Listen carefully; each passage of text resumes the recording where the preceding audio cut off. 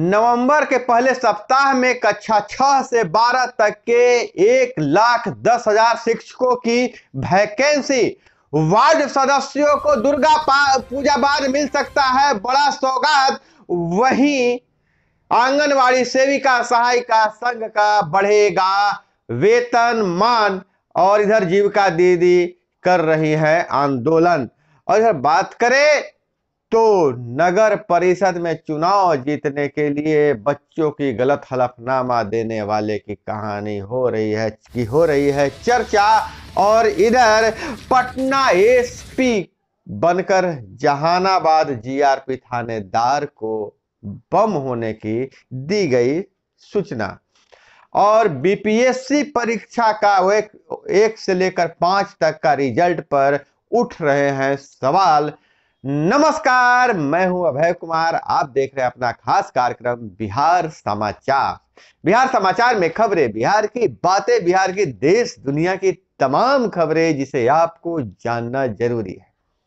बिहार समाचार में हम खबर लेते हैं सत्ता के गलियारों से, पंचायत के गलियों से और गांव के चौपालों से। तो बिहार समाचार हम शुरू करते हैं, सबसे पहले शुरू करते हैं शिक्षक भर्ती से। तो शिक्षा विभाग इस माह के अंत तक के यानी अक्टूबर के अंत तक नवंबर के पहले सप्ताह तक बीपीएससी को रिक्ति भेजेगा। और कक्षा 6 से 12 तक के 1,10,000 शिक्षकों की वैकेंसी आने वाली है।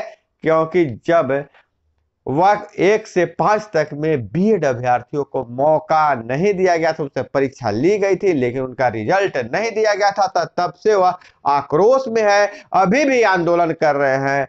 अब सरकार उन्हें भी बड़ा तोहफा देने वाला है, लेकिन रिक्ति मिलते ही 4 दिनों के अंदर वैकेंसी जारी होगी। पहले चरण में कक्षा 11-12 के 33,501 पद खाली रह गए थे और कक्षा 9 और 10 के शिक्षकों का परिणाम जारी हो जाएगा।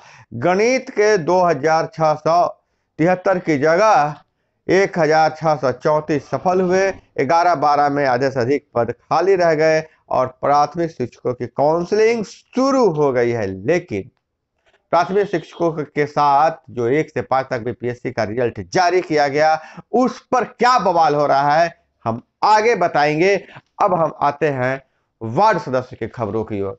जैसा कि आपको पता है कि वार्ड सदस्य लगातार अपने 9 सूत्री मांगों को लेकर आंदोलन कर रहे थे।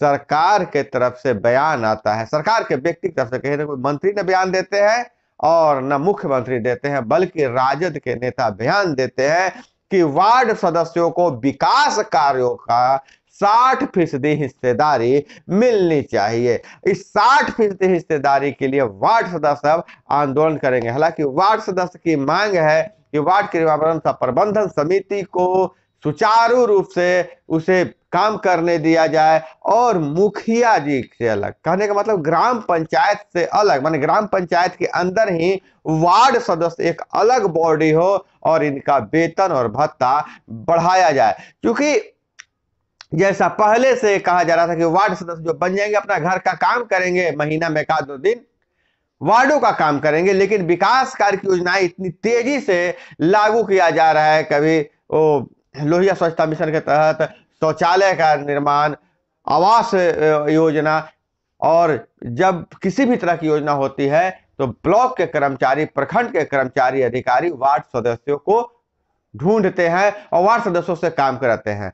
यहां तक कि प्रखंड मुख्यालय पर किसी चीज की बैठक होती है, किसी मुद्दे को संभालना होता है, जब भी औरंगाबाद जिला में कुछ सांप्रदायिक सौहार्द बनाने की बात थी तो वार्ड सदस्यों को प्रखंड मुख्यालय में बुलाकर उनसे काम लिया गया था, शांति व्यवस्था बनाने में उनका सहयोग लिया गया था। ऐसी परिस्थिति में वार्ड सदस्यों को किसी तरह का यात्रा भत्ता नहीं मिलता है। यात्रा भत्ता सहित अन्य सुविधाएं उन्हें मिलनी चाहिए, नहीं तो एक फंड निश्चित किया जाए, कूपन दे दिया जाए। उन कूपन के माध्यम से विधायक जी कूपन के माध्यम से पैसा निकाल लेते हैं, वार्ड सदस्य ब्लॉक से पैसा निकाल लेंगे अगर उन्हें अचानक ब्लॉक में बुलाया जाए। आखिर वार्ड सदस्य कैसे काम करेंगे?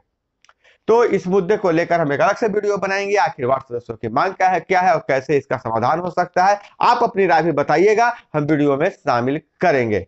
और इधर अब बात करते हैं आंगनवाड़ी सेविका की। आंगनवाड़ी सेविका को बड़ा सौगात मिलने वाला है, बस इंतजार कीजिए। आंगनवाड़ी सेविकाओं का जो आंदोलन है रंग लाया है और अब राजनीतिक हलकों से लेकर विभागों में चर्चा हो रही है कि आंगनवाड़ी सेविकाओं को टोला सेवकों की तरह ही बहुत बड़ा सौगात मिलने वाला है। ये दुर्गा पूजा से लेकर छठ पूजा तक आंगनवाड़ी सेविकाओं को सौगात मिलने वाला है। हालांकि आंगनवाड़ी सेविकाओं ने बहुत संघर्ष किया है, एक महिला कहा जा रहा है, महिला सशक्तिकरण की बात, लेकिन आंगनवाड़ी सेविकाओं को कहा जाता है कि हम आपको 4 घंटे की मजदूरी देते हैं, क्योंकि 4 घंटे ही काम लेते हैं। हालांकि आंगनवाड़ी सेविकाओं ने इस पर बहुत आंदोलन किया है, दूसरे राज्यों में कुछ अलग से फंड व्यवस्था की गई है, लेकिन अब बिहार में भी आंगनवाड़ी सेविकाओं के लिए फंड की व्यवस्था की जाएगी और टोला सेवकों की तरह इन्हें भी खुशखबरी मिलने वाली है। अब हम बात करते हैं जीविका दीदी के पर, बेसिक चीजों पे बात कर लेते हैं। जीविका दीदी जो खबर निकल कर आ रही है जीविका दीदी को लेकर, तो लगातार जीविका दीदी तो हालांकि सरकार की ही एक अंग है। जीविका दीदी का कहना है कि हम सरकार का काम करते हैं, सरकारी योजनाओं को क्रियान्वित करते हैं, हर तरह के गांव में समृद्धि ला रहे हैं, रोजगार उत्पन्न कर रहे हैं, तो हमें भी विशेष सुविधा मिलनी चाहिए, विशेष पैकेज मिलना चाहिए। हालांकि जीविका दीदी जो काम कर रही है वो ऋण सीमा बढ़ा देना चाहिए, ब्याज कम कर देना चाहिए, जीविका दीदियों का मांग है। हालांकि मुख्यमंत्री जीविका दीदियों से ज्यादा प्रभावित भी हैं, इनकी मांगे पूरी हो सकती है। अब इधर हम बात करें, जो खबर चर्चा में यह है कि नीतीश कुमार जब भाजपा के सामने राष्ट्रपति के सामने अभिभाषण दे रहे थे, बोले कि ये सब साथी हैं, हम जब तक जीवित रहेंगे हमारे मन में आपके प्रति आदर भाव रहेगा। मोतिहारी में महात्मा गांधी केंद्रीय विश्वविद्यालय के दीक्षांत समारोह के मौके पर मुख्यमंत्री भाजपा नेताओं से मुखातिब हुए थे। हालांकि इस मुद्दे को लेकर व्यक्तिगत संबंध के लिए कहा जा रहा है, लेकिन इस पर राजनीति गरमाई हुई है। तो जदयू ने साफ कर दिया है कि व्यक्तिगत जो विचार है, संबंध है, वो पार्टी का विचार नहीं हो सकता है, लेकिन नीतीश कुमार से ज्यादा प्रेशर पॉलिटिक्स का कोई नहीं जानता है। नीतीश कुमार कभी कभी ऐसी बातें बोल देते हैं कि राजद प्रेशर में आ जाए। हालांकि जब वो भाजपा में थे तो इसी तरह से प्रेशर पॉलिटिक्स खेलते थे कि भाजपा टेंशन में आ जाती थी, अभी राजद टेंशन में आ गई है। एक खबर आ रही है, अजब तरह की खबर आ रही है कि पटना एएसपी बनकर जहानाबाद जीआरपी थानेदार को फोन कर कहा कि ईएमयू में बम रखा हुआ है। हालांकि बाद में जब जांच की गई तो जो फोन करने वाला व्यक्ति था ईएमयू में ही सवार था, मसौड़ी और नदवा के बीच से वह फोन किया था। उसकी जांच की जा रही है और इसकी तलाश की जा रही है। और वहीं अगर बात करें तो बलिया नगर परिषद का डिप्टी चेयरमैन बनने को 2022 में 2 बच्चों की मां बताया। चुनाव जीतने के बाद हलफनामे की बात बाहर आई तो बेटी को मृत घोषित कर दिया। हालांकि 2024 में पति ने पैक्स चुनाव लड़ने के दौरान खुद को 3 बच्चों का पिता बताया था। तीनों बच्चे जीवित हैं और बेटी को मृत बताकर मुंडन के दौरान सब तीनों बच्चे साथ दिख रहे हैं, फोटो में दिख रहा है और कह रहे हैं, पति कह रहा है कि 3 बच्चे हैं, मां कह रही है कि 2 बच्चे हैं।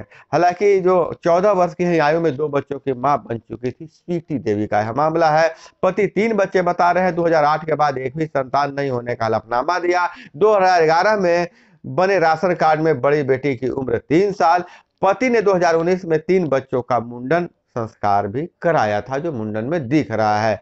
नाना के शपथ पत्र के आधार पर बनवा लिया गया मृत्यु पत्र बड़ी बेटी का। तो यह बहुत बड़ा घपला चल रहा है, इसकी जांच हो रही है, लेकिन छोटे से लाभ के लिए लोग अपने परिवार के, अपने रिश्तों को भी किस तरह से दांव पे लगा देते हैं। और अब कहा जाता है कि माँ को माता नहीं होती है, जीवित बेटी को मृत भी घोषित किया जा रहा है। तो दोस्तों, हम आप बता रहे हैं कि माता का भी पावन पर्व चल रहा है। सभी को दुर्गा पूजा की हार्दिक शुभकामनाएं।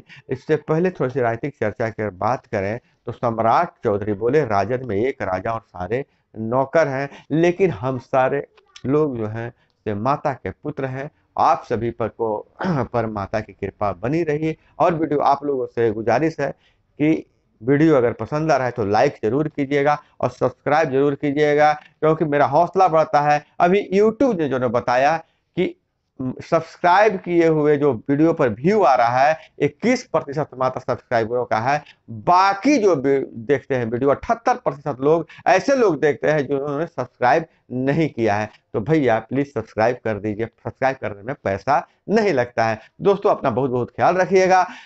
मिलते हैं अगले वीडियो में। जय हिंद, वंदे मातरम।